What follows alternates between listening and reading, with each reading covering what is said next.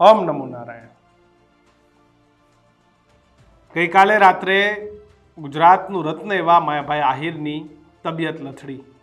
જોકે ત્યારબાદ સારા સમાચાર પણ આવ્યા કે માયાભાઈ આહિર એ સ્વસ્થ છે, પરંતુ ફરી એક સમાચાર એ પ્રયાગરાજના મહાકુંભથી આવ્યા છે કે જ્યાં જૂનાગઢના વડીલ સંત અને સૌના લોકપ્રિય સંત એવા ઇન્દ્ર ભારતી બાપુની તબિયત લથડી છે।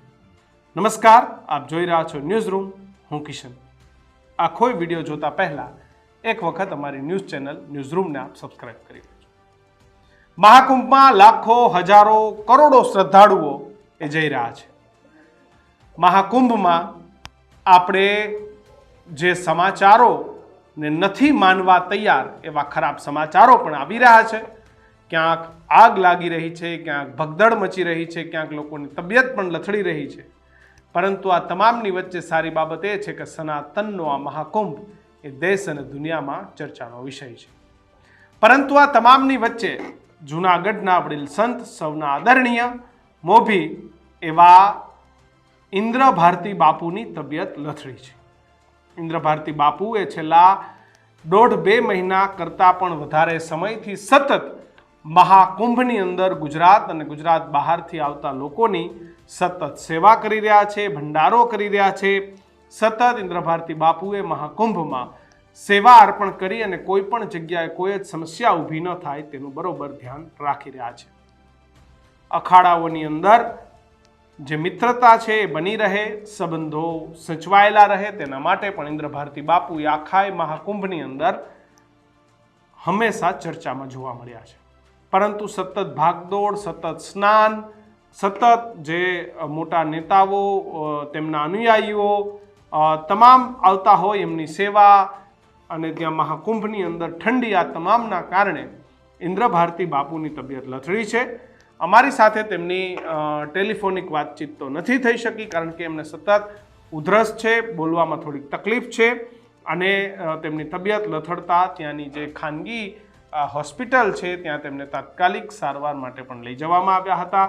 તેમનું પ્રાઇમરી જે તપાસ છે તપાસ પણ કરવામાં આવી હતી। એમને થોડી શરદી અને શ્વાસની થોડી તકલીફ હોવાના કારણે તમામ પ્રકારની સુવિધાઓ ઉપલબ્ધ કરી અને તેમની તબિયતમાં કોઈ જ પ્રકારની હાલ એ ખરાબ પરિસ્થિતિ નથી। એમની તબિયત એ ખૂબ સારી છે અને તેમની સાથે ટેલિફોનિક વાતચીત તો નથી થઈ, પરંતુ એમની સાથે મેસેજથી વાતચીત થઈ અને એમનું કહેવું છે કે બોલી નથી શકતા, સતત ઉધરસ અને જે કફ છે કફ એમને આવી રહ્યો છે। પરંતુ મહાકુંભમાં સતત લોકોની સેવા, સતત લોકોની વચ્ચે રહેતા ઇન્દ્ર ભારતી બાપુની તબિયત એ લથડી છે। આમ તો ઇન્દ્ર ભારતી બાપુ એ ક્યારેય એમનો જે પડકારો હોય છે, જેમના હકલા પડકારા હોય છે, એ હંમેશા બીજા કરતાં અલગ હોય છે। ક્યારેય નીચું કે આમ ધીમું ન બોલે, હંમેશા તમને સ્વસ્થ જોવા મળે। પરંતુ સતત ભાગદોડની વચ્ચે ઇન્દ્ર ભારતી બાપુની તબિયત લથડતા તેમને ત્યાં સારવાર પણ આપવામાં આવી છે। આપ પણ જો કુંભના મેળામાં જાઓ છો તો ખાસ તમારી તબિયતનું સાચવજો। ત્યાંનો જે આહાર છે એ આહાર પણ તમે લો છો તો એમાં પણ સાચવજો। ત્યાં સ્નાન કરો છો, ઠંડી હોય તો તમારું શરીર પણ સાચવજો, કારણ કે કુંભમાં અત્યારે ઘણી બધી તકલીફો છે। ચારે બાજુ ટ્રાફિક જામ છે, કુંભમાં પહોંચવું એમાં કલાકોનો સમય લાગી જાય છે અને ત્યાં કોઈ પણ તમને મેડિકલ રિલેટેડ કોઈ પણ તકલીફ થાય તો દવાખાનાઓની સુવિધાઓ તો ત્યાં ઊભી થઈ છે, પરંતુ જે રીતે ત્યાં હજારો લાખો માણસોની મેદની ઉમટી છે, કરોડો માણસોની, એની વચ્ચે સુવિધાઓ સુધી પહોંચવું એ થોડું અઘરું થઈ ગયું છે। ઇન્દ્ર ભારતી બાપુની તબિયતના સમાચાર આવ્યા એટલે મેં કીધું કે આપણે દર્શકોને કહીએ કે ભાઈ બાપુની તબિયત થોડી લથલી છે, પરંતુ તેમને ત્યાં પ્રાઇમરી જે કંઈ સુવિધાઓ છે મળી ગઈ છે। પણ આપ કુંભમાં જાઓ તો ખાસ સાચવજો, કારણ કે ત્યાં વીઆઈપી પ્રોટોકોલ છે, ઘણી બધી ત્યાં વીવીઆઈપી મુવમેન્ટ પણ થાય છે અને એનો પ્રોટોકોલ હોય છે, એટલે વીવીઆઈપી મુવમેન્ટ માટે તમામ પ્રકારની ફેસિલિટીઓ ત્યાં રહેતી હોય છે। પણ જાઓ તો જરૂરી દવાઓ, તાવ, શરદી, ઉધરસની જરૂરી દવાઓ લઈ જવી।